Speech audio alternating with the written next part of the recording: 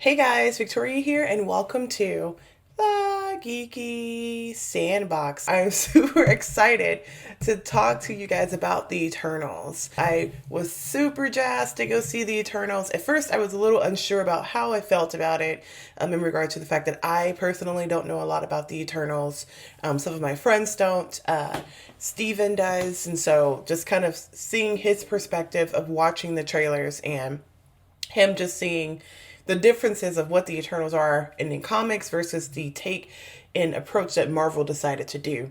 So, with that, I went to go see it with him. We had a really great night together. What is the Eternals? Because I know that some of you guys that come to my channel, you don't just know all things Marvel. Like, there are some corners of Marvel that I don't know either. But let's go ahead and talk about what this movie is supposed to be about. And before we get into that, guys, don't forget to hit that subscribe button. If you are new to the Geeky Sandbox, yeah, go ahead and join. I promise we won't bite. So in this movie, the Eternals are an immortal race of beings who have lived for thousands and thousands of years, very powerful, mostly all kind-hearted beings, and they kind of like take some time off for a while, and they have to not interfere with like human battles and like things that are going on in the world with humans. And then they kind of resurface because of some things going on with deviants, which are these creatures who have the ability to really damage countries, planets, just you name it. And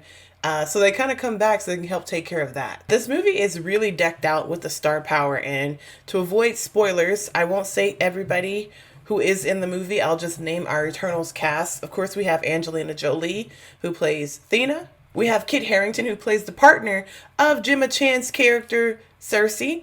We have Salma Hayek as Ajax. We have Richard Madden, beautiful, beautiful man, who plays Icarus. We have Don Lee, who plays Gilgamesh. We have Barry Keoghan, who plays Druig. And then we have Kumail Nanjiani, who played Kingo. We have Lauren Ridloff, who played Makari. Leah McHugh, who played Sprite, a fan favorite. Brian Tyree Henry, who played Fastus. And then, of course, we have Bill Skarsgård. But yeah, guys, I enjoyed the star-powered cast. It's crazy because just looking at Angelina Jolie, I know a lot of people talk about this a lot, seeing her on screen and then Salma Hayek, and it was a lot of star power. It was pretty awesome. And just kind of seeing the direction that the story went and seeing Gemma Chan get her chance to kind of be at the forefront again of a film was pretty awesome to experience, because the last two films I saw her in, she was in Captain Marvel, and she was also in Crazy Rich Asians. And so this has been a crazy journey, just watching her grow and expand and just kind of step into some different roles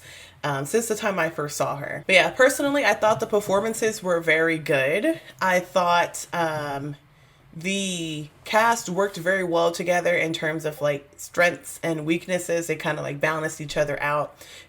Even with the characters, I think each of them, the thing that's hard about movies like this, which I know a lot of people have talked about it, is that it's very hard to balance this many characters, let us know about each and every one of them, because I won't lie to you, because there were a lot of parts where I felt like I didn't know a lot about Gilgamesh, which is a shame because I like Don Lee. Or even stuff with Makari, like we didn't get a lot of time with all the characters because there's this big story going on, and then you kind of have to like put the people that are kind of at the forefront of the story, like Cersei, and just kind of make sure you build up those characters, which can result in you neglecting other characters. You know, maybe this was one of those movies that it could have benefited from having more time, or maybe split into two separate films, which does drag things out, but maybe we would have gotten a chance to get to know some of the characters better. Because the thing with characters in movies who just die or something tragic happens to them, you want to have a connection with them.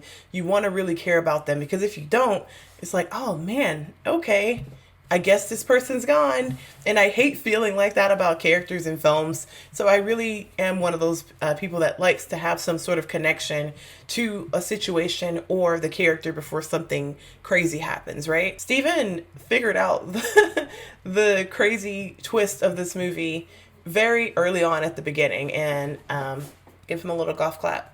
They were trying to make you feel a certain way about a certain character, but you weren't getting that from that character the same way the other characters in the movie were, if that makes any sense. The movie did kind of drag at some points, but I don't feel like it made me feel like I was squirming in my seat or I had to just get out, or it was not that type of drag experience for me. I think there were some things that we probably could have lived without, and some things that probably could have been included. It didn't make the movie lifeless, like I'm seeing a lot of people say.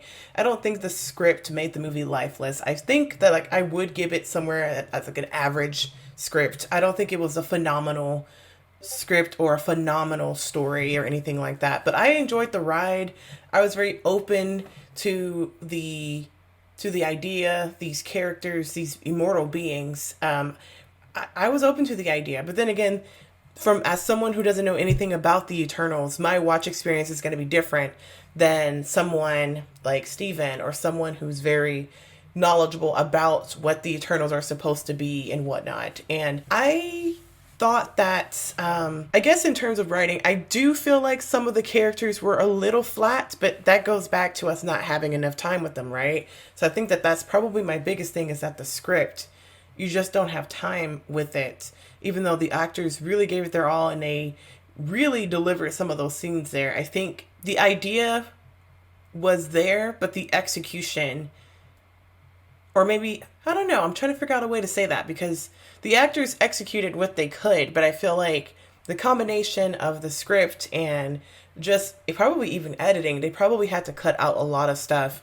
just to meet the time for this film.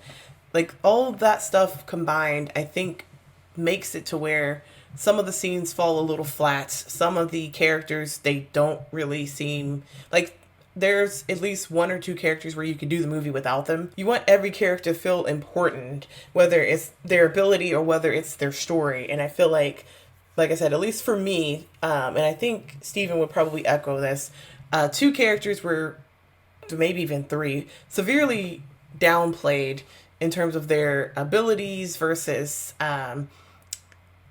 someone who becomes like a threat. So I think that maybe the script really could have used a lot of work. But getting outside of that, the music for this movie was amazing. I really enjoyed it. It really set the scene. It really helped fill in those gaps that I was really wanting in regard to storytelling. I think that the music was beautifully composed. The post-credit scenes, I will tell you guys, there are two. So make sure you stay for the mid-credit scene and also the post-credit scene. I won't talk about what they are here, but I will say staying away from spoilers was very, very hard.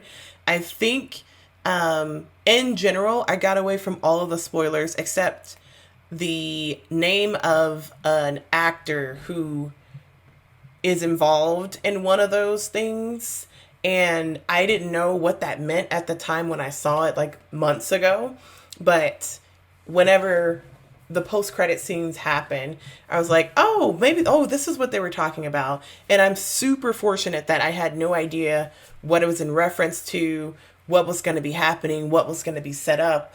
I'm super fortunate about that. And so I will say, guys, just be careful out there if you are trying to get a peek at the Eternals or any movie, especially these days. But yeah, thank you guys so much for listening to this review. I know it was a little all over the place and my camera died, but we were working through it. So thank you guys for hanging out and listening to me talk about the Eternals. But I definitely feel like the main points here, the script could have used a lot of work. The script resulted in us having some flat characters and just not enough time to care about some of the characters before some catastrophic things happen. And that really hurts the film for me in my watch experience personally. But do I feel like that made the entire movie lifeless? Absolutely not. The movie was beautiful. That was well acted. And some of the direction that Chloe gave some of the actors was phenomenal to me. So I don't think that this movie was lifeless or was awful. I know that everyone's opinion is kind of split right now, but like I like the way the characters were able to come together. It could have used some work there. And so with that, guys, what do I give Eternals? When you said good. But yeah, guys, thank you so much for watching this review. Of course, if you do like this video and you want to see more reviews, go ahead and hit that subscribe button and leave me a like rating. How did you feel about this review? And until next time, I'll see you guys in the next video.